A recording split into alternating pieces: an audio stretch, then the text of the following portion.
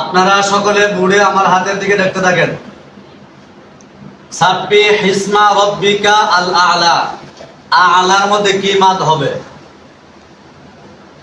আ'লা লামের উপরে খাড়া জবর নাই, শুধু জবর আছে, তাহলে মাদ কি হবে? এটা আমরা অনেকেই জানি না, এই জন্য আজকে আমরা পড়বো সাব্বিহ ইসমা রাব্বিকাল আ'লার মধ্যে কি মাদ। মাদ্দে ইবদাল, ওকফের হালতে,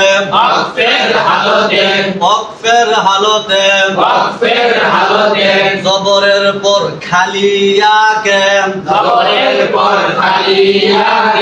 আলিফ দ্বারা পরিবর্তন করিয়া এক আলিফ টানিয়া পড়িতে হয়।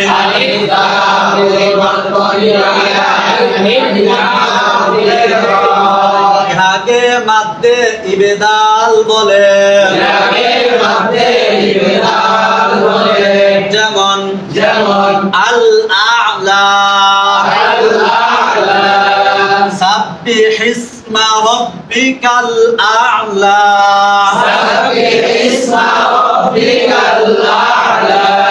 মাদ্দে ইবদাল, ওকফের হালতে, জবরের পর খালিয়াকে,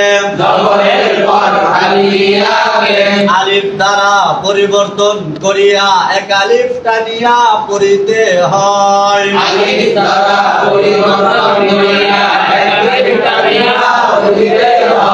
ইহাকে মাদ্দে ইবদাল বলে। যেমন সাব্বিহ ইসমা রাব্বিকাল আ'লা,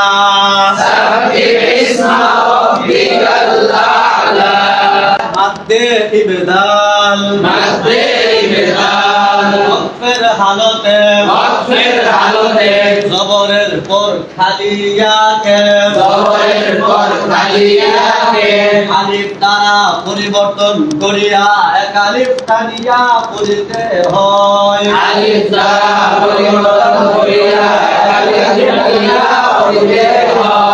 ইহাকে মাদ্দে ইবদাল বলে। যেমন সাব্বিহ ইসমা রাব্বিকাল আ'লা,